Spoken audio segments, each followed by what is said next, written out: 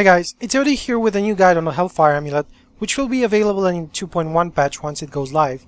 This will be hands down the amulet to get, since besides the usual stats you want, such as elemental damage, main stat, crit damage and crit chance, it will also give you a 5th passive skill. This will be random though, just like everything else, so you might need to craft quite a few to get the desired stats on it.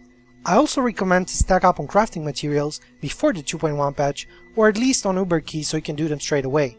In this guide, I will cover everything there is to know about how to acquire one.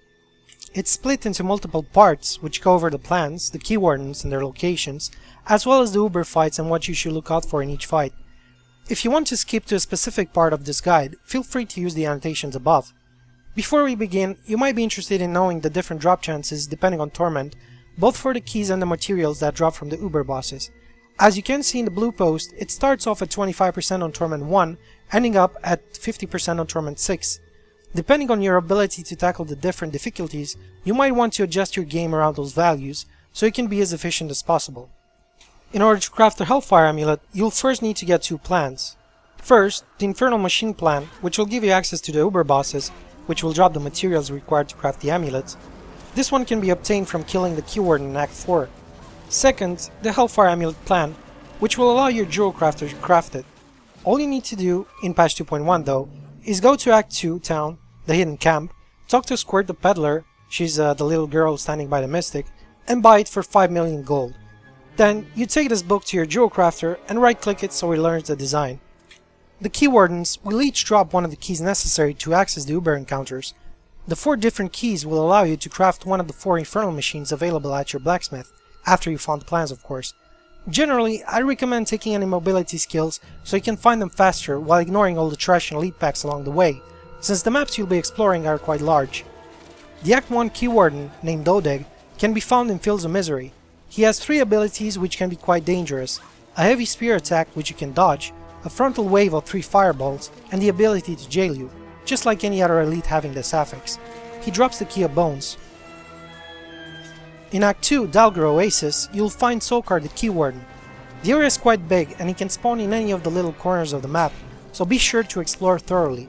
He has 3 special abilities: his Spin, which will deflect all the attacks thrown at him, so be careful not to damage yourself, Mortars, and Vortex.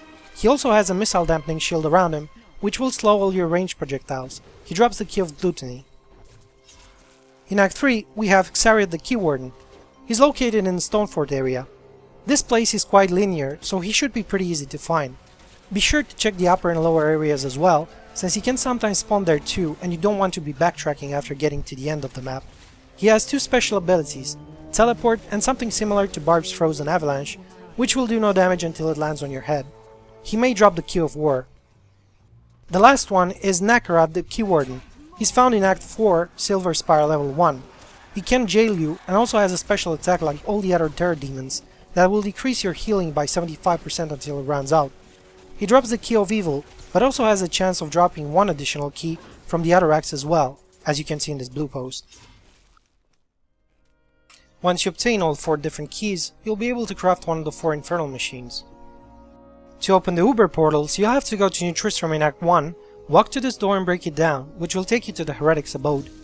Here you can use any of the 4 infernal machines you crafted to open a portal to each of the realms in order to defeat the Uber bosses. We'll start off with the Machine of Bones, which will take you to the realm of Discord. Here you'll have to fight both Leoric and Magda at the same time. I recommend killing the Skeleton King first, since Magda will shield herself and spawn adds for every 25% you take off her health. Things to watch out for: Magda will cast both arcane sentries, the lasers, as well as the purple swarm flying around the room. It acts as a homing projectile which moves quite slowly, so should be pretty easy to avoid. As for the Skeleton King, he sometimes spawns adds as well as teleport on top of you, with a heavy melee follow-up attack, so keep an eye out for the animation of him raising his hammer. This encounter may drop the Leoric's Regret. Moving on to the Machine of Gluttony, which will take you to the realm of Chaos. Here you'll have to fight both Rakanoth and Gom. I'd recommend killing Rakanoth first, since Gom barely does anything besides being annoying with his clouds of poison. On Rakanoth, you should watch out for 2 of his attacks. They can be easily differentiated by paying attention to his special animations. If he crosses his blades upwards, it means he's going to spin and shoot projectiles in a frontal cone. If he crosses his blades downwards, it means he's going to teleport on top of you, as well as damage you with a heavy melee attack. This encounter may drop the Vial of Putridness. Next up, we got the Machine of War, which will take you to the realm of turmoil. Here you'll have to fight Siegebreaker and Zoltan Kuhl at the same time.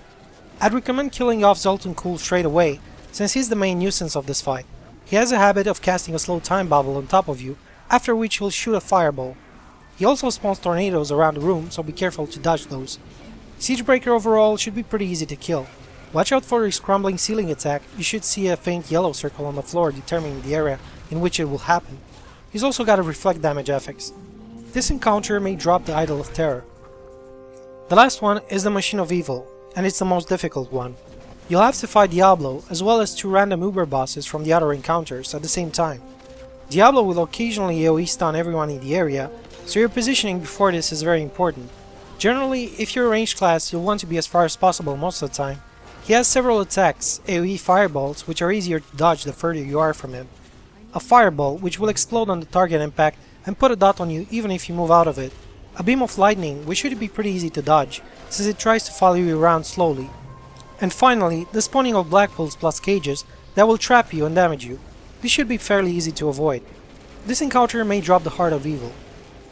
Now, if you're lucky enough to get all the parts, you'll be able to craft yourself a new shiny Hellfire Amulet, or, in the case of this craft, just a Forgotten Soul. Also a tip to remember, if you are patient enough to save keys and do the Ubers after the patch goes live, I'd recommend doing this in a party of 4, so everyone will benefit from each other's keys, in which case you'll increase the number of materials you'll be able to acquire, since you can take turns on opening the Uber portals. Last but not least, instead of having an individual chance to get the item, after 2.1, if one in your party gets the material, then all the other will as well, as you can see in this blue post. Well, I think that pretty much covers everything there is to know about crafting a Hellfire Amulet. Hope you enjoyed this guide, guys, and until next time.